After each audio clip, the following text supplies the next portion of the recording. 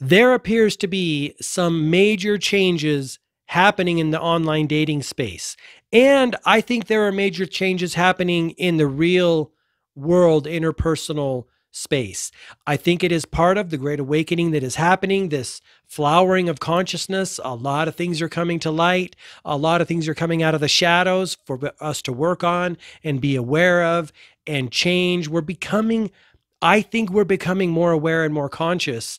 And that could be fueling this kind of people are realizing coming to the end of the road with these dating apps. I tried them back in the day, way back in the day. I didn't like it. I didn't care for it. It wasn't a horrible experience. Um, but it wasn't how I want to meet someone, right? I mean, I really prefer seeing someone and saying, "Hey, that girl looks cute. I'm going to go talk to her." Or or what a novel idea to rely on serendipitous things happening, right? Fortuitous events. Things playing out in the right way at the right time, and that's how it happens. And that all comes from maintaining a positive mental state, right? Keeping your vibration really high, feeling really good, doing your work in the world, improving yourself. I mean, all those things, they bring about good experiences. I'm sure you've had these things happen in your life. That's where I find the real juiciness of life is. But let's jump into this article and talk about this. This kind of came about the other day because I was watching Alex Clark, and she was talking about dating apps and the fact that a lot of people are unhappy with the results, right? They stay on these apps for, months and or years, not really finding anyone, going through a lot of the process. And she made a very good point. She said, well, these apps really don't have an incentive to help you find someone, because if you find someone, you leave the app, they lose revenue. So, you know, they really are kind of serving two masters. If you really think about it, they're kind of serving you, but they're also serving themselves. And when you get into these subscription models and they start depending on that revenue, it can be kind of a pickle, if you will. Let's get into this article here. So link will be in the description down below. It's on The Guardian, titled "The Demise of the Dating App: Why Singles Are Swapping Online Matching for Real Life Meetings." What a novel idea. The desire to meet a new partner remains undimmed, but they might be more easily found at a film club rather than a phone screen. I don't know what a film club is. I guess it's like a book club where you watch films. Maybe it'll tell us. It all started a year ago when, having been divorced for a while, I thought I might dip a toe in the dating world.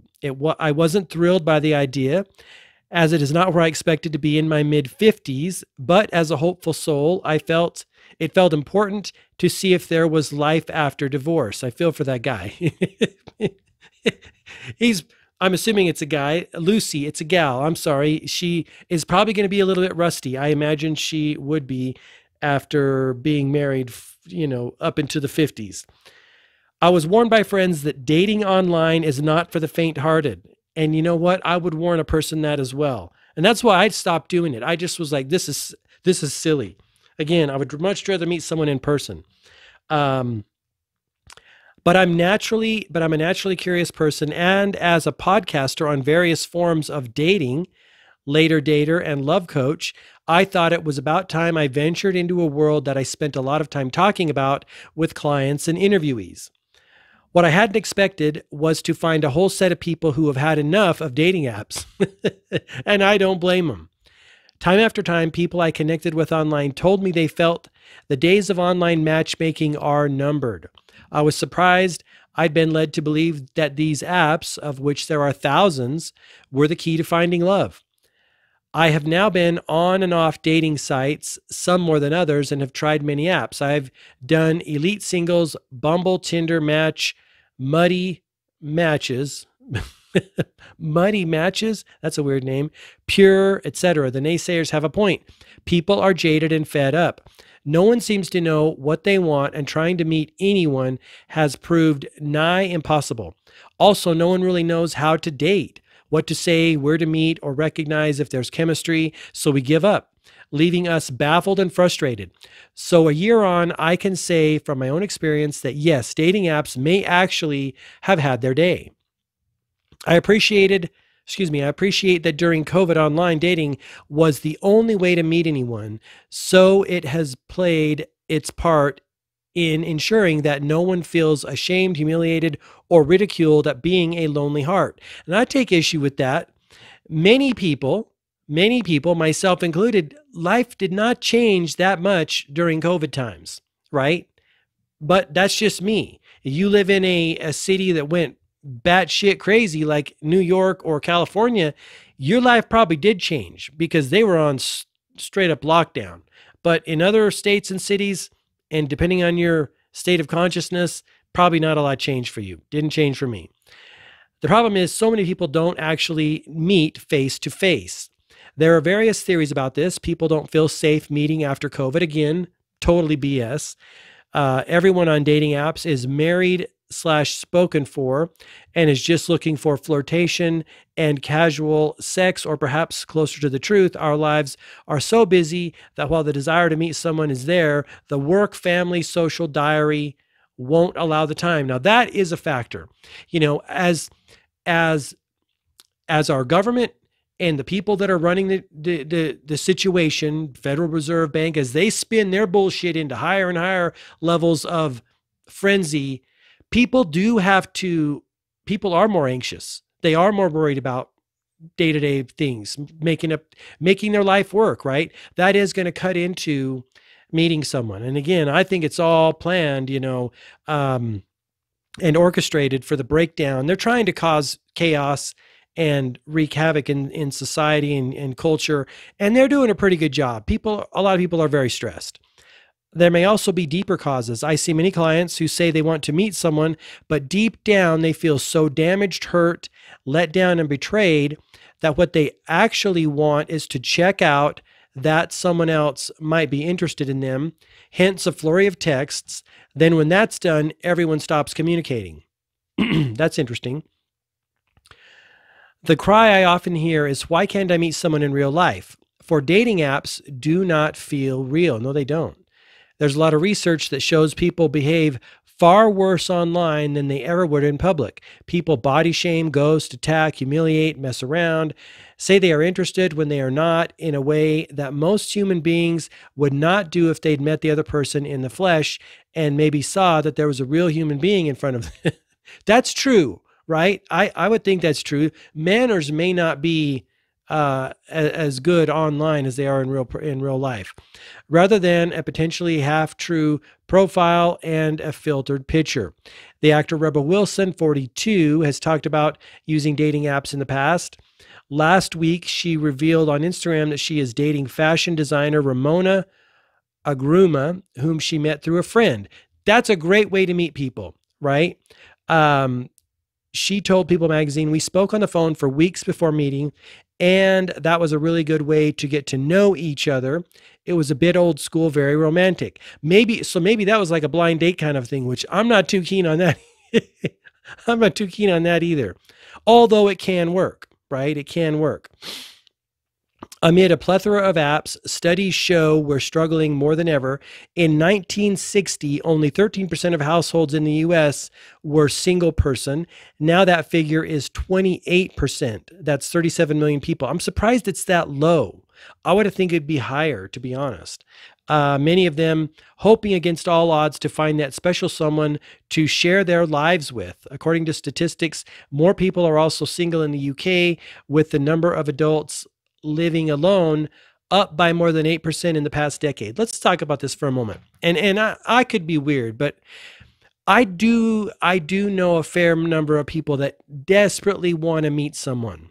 And I get it. I think there are two camps of people who like to be in relationships and actually thrive better in relationships, and people who maybe thrive better being single, right?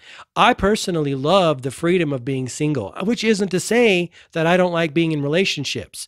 But my point is this.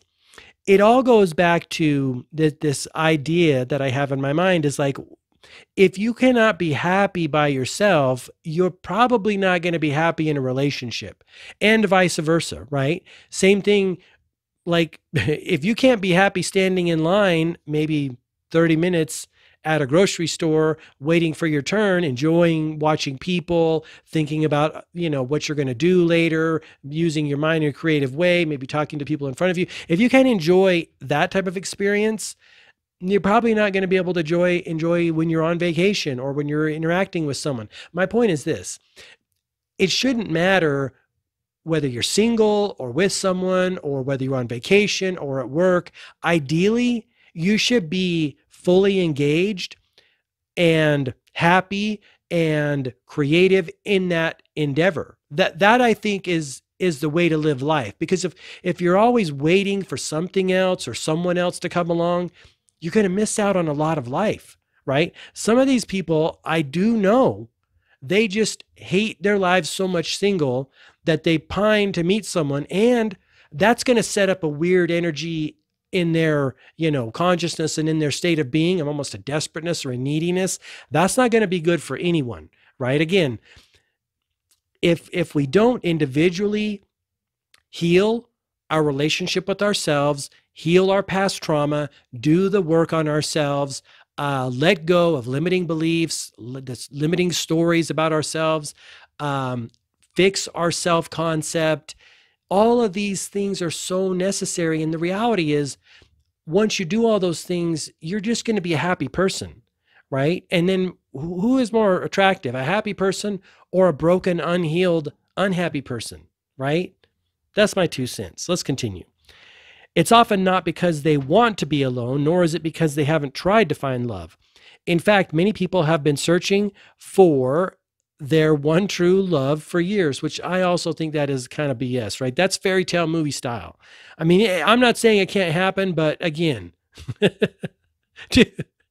I don't want to search through 8 billion people for my one true love. Like, I'd rather poke, bamboo shoots up my fingernails.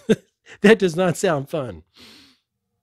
A recent survey found that more than 323 million people worldwide use some kind of a dating app. Many have realized that they may well be happily single, but they want to meet people to do things with. That's another factor, right? Or just hang out or flirt with, but not necessarily to have a full-on 24/7 relationship. In response, singles groups have started up. For example, the members-only Auto Connection, whose members hold parties and lunches, bridge evenings, and attend gigs and concerts. A plethora of singles clubs, dinner, book, and film, as well as holiday and all sorts of fun and inspirational groups are popping up where people are celebrating being single, and if they meet someone, great, but if not, they will enjoy their life anyway. That's the key. You got to enjoy your life, right? I find that if you're in the spirit of joy, the chances of you meeting someone to hang out with, either as a friend and or a lover, are much higher. And if you're in the spirit of joy and you're not looking for something, you're just enjoying the human experience. We can cycle around the Amalfi Coast, kayak through the highlands, practice yoga, encounter like-minded people via the Meetup app or the many other apps which promote people having social lives. As Sophia Ann Ziegler, the founder of the Auto Connection, says, I set it up to create a place for like-minded, unattached people to meet in an unpressurized environment. It's not a dating site. It is redefining single as being an exciting and desirable place to be. What a novel idea. Maybe a change is happening where being single becomes the norm and apps promoting social events outnumber dating sites. It's an interesting concept and one that might free people up from the disappointment of their experiences of dating apps and the increasingly outmoded stigma of being single. Let's see if this is part of I think that's yeah, I think that's it. I think that's it. So there you go. I mean, dating apps may be reaching the end of the road, and I think it's probably about time. I just don't think it's. I don't think it's. I don't know. I've known people who have had very good success on dating apps. I don't know. Let me know what you think in the comment section down below. But I think a lot of things are changing in the world as it definitely feels like there's some kind of a change in consciousness. People are waking up. I definitely have experienced it in my own life in many different ways, but let me know what you think in the comments section down below. Thanks for listening. If you like this video, leave me a thumbs up. I'd love to have you as a subscriber. Until next time, I wish you all the best health, wealth, and success. Bye-bye.